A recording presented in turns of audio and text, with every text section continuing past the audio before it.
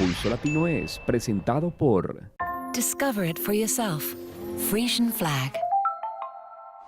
Esto es Pulso Latino con Alejandra Forero. Hola, bienvenidos a una emisión más de Pulso Latino. Gracias por su sintonía. Soy Jennifer Vargas, hoy por Alejandra Forero. Comenzamos nuestra edición con noticias locales. El viernes pasado, 14 de noviembre, se conmemoró el Día Mundial de la Diabetes y en conexión con esta fecha, una cantidad de personalidades de la isla estuvieron presentes en IMSAN. En conexión con el Día Mundial de la Diabetes, el viernes pasado el gobernador de Aruba, el señor Freddy Refuñol, el ministro de Salud, Cuido y Deporte y varios parlamentarios acudieron a IMSAN para una celebración de concientización sobre la diabetes. Durante el evento, IMSAN dio información sobre el desayuno saludable, hubo control de presión, de azúcar y revisión de los pies. También nos enteramos que entre los planes futuros de IMSAN está en convertirse en un centro con terapias especializadas para las enfermedades no transferibles y profesionalizarse en brindar el mejor servicio para pacientes con diabetes, diálisis, cuidado de la piel e hipertensión. De igual forma, desean llegar a una eventual facilidad para convertirse en un centro oncológico. El gabinete Mike Cayman II firmó los primeros permisos para la creación de terrazas en la calle principal de Oranjestad. La revitalización de la calle Grande y el centro de la ciudad ha llegado a otra etapa importante. El ministro de Infraestructura y Asuntos Generales firmó en nombre del gabinete Cayman II el permiso para facilitarle a los establecimientos comerciales en la calle principal de Oranjestad la posibilidad de crear terrazas destinadas a convertirse en cafés, heladerías u otros establecimientos. De esta manera se espera incentivar el desarrollo de la calle principal con un ambiente más agradable y dinámico fuera de las tiendas. En Venezuela, más de 100 internos intentaron fugarse de los calabozos de la policía del municipio Plaza de Guarenas en el estado Miranda. La rápida acción de los uniformados evitó la salida masiva. José Leonardo Nava nos amplía. Desde las 5 de la mañana de este viernes se vivió una situación tensa en los calabozos de la comandancia de este cuerpo de seguridad. Según las investigaciones, 114 detenidos pretendían escapar durante una actividad que se realizaría por el aniversario de la institución. Nosotros hemos procedido a soldar las barras que los reclusos quitaron. Como consecuencia de una requisa que se generó ante esa situación, hubo un amotinamiento de los reclusos.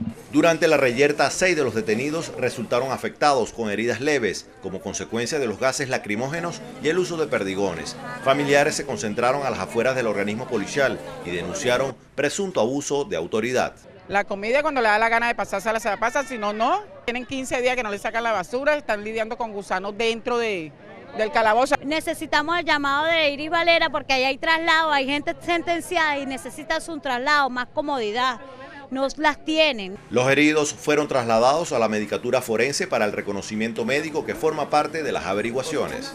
El alcalde del municipio Plaza del estado Miranda además informó que actualmente construyen 3 calabozos para clasificar a los internos y además evitar el hacinamiento. También se comprometió con los familiares a mejorar las condiciones de reclusión. Desde la sede de Poliplaza, José Leonardo Nava, Noticiero Venevisión. En Bolivia piden informe por caso de bebé muerto tras violación. El caso, que se produce en medio de una ola de denuncias de violencia sexual contra mujeres y menores en el país, ha provocado conmoción en la sociedad boliviana. La policía inició la investigación después de la muerte de Alexander.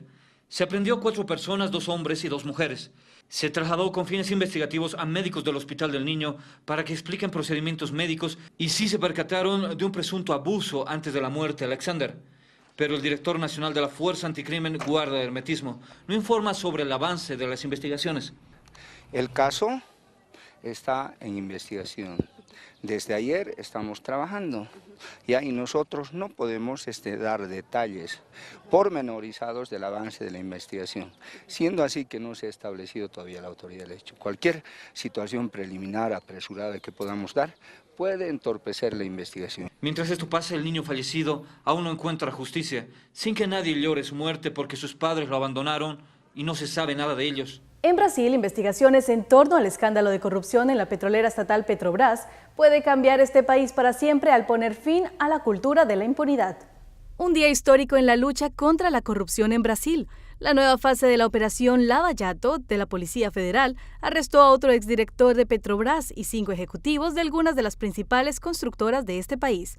El foco principal de la acción eran los que corrompen. La justicia ordenó el bloqueo de los activos de los 36 investigados por un total de 700 millones de reales.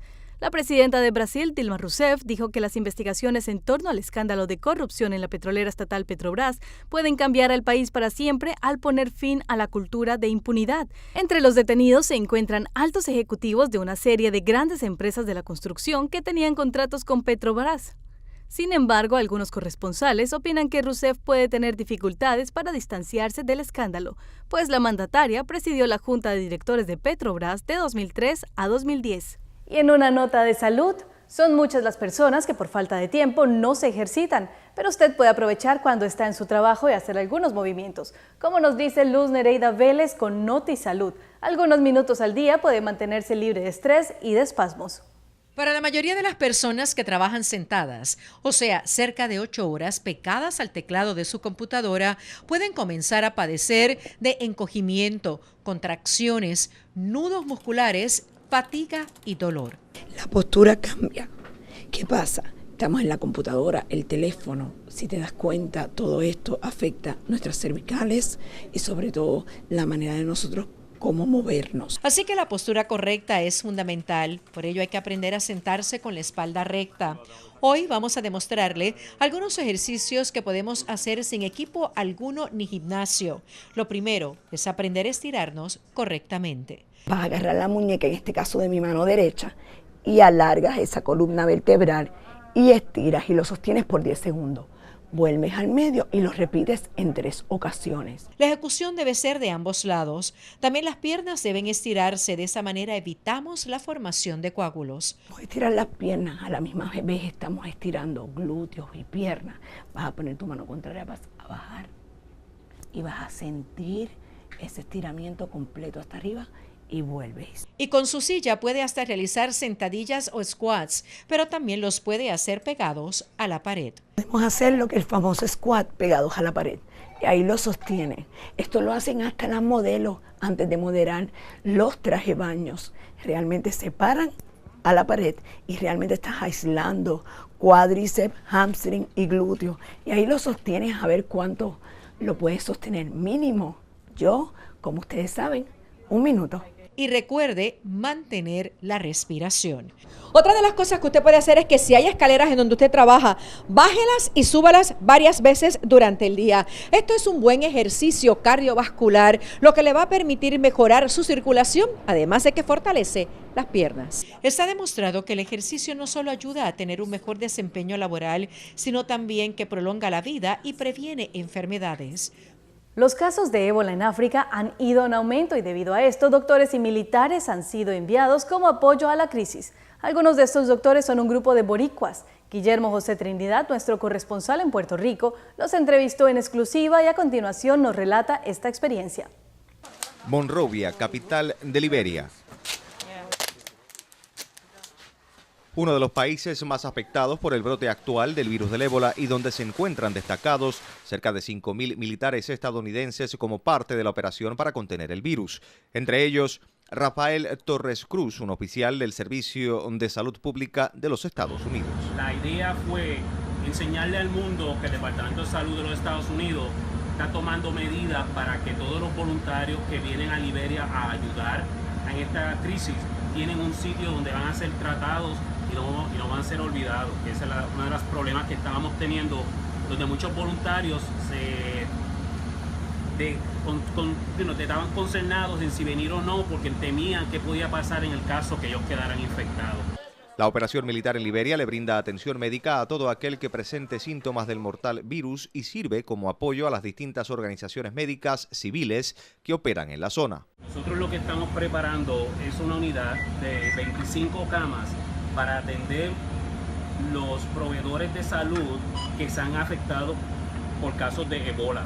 Torres Cruz nos explica que actualmente los esfuerzos tanto de los Estados Unidos como de otros países en la lucha contra el ébola ya han rendido frutos. Nosotros sabemos, Nueva Guinea y los demás países ya estaban la situación bajo control. El Servicio de Salud Pública Federal agrupa a profesionales de la medicina que son activados ante cualquier emergencia. Entre sus responsabilidades se encuentra atender pacientes, así como también adiestrar al personal de apoyo.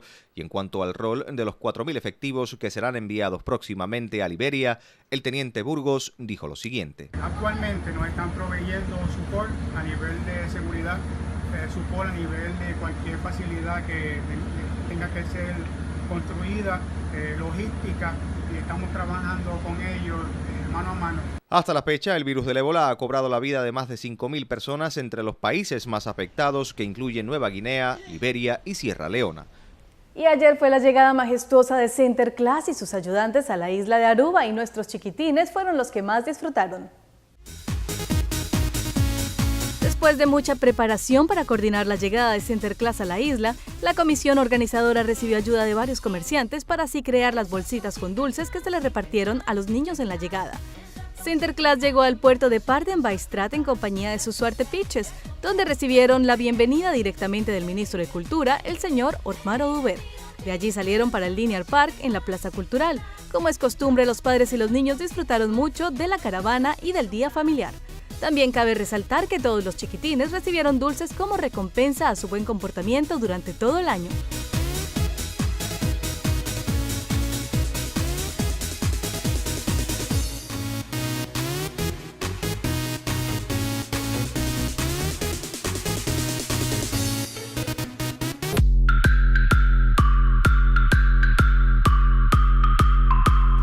Momento de un corte comercial, pero quédate con nosotros, ya volvemos con más aquí en Pulso Latino.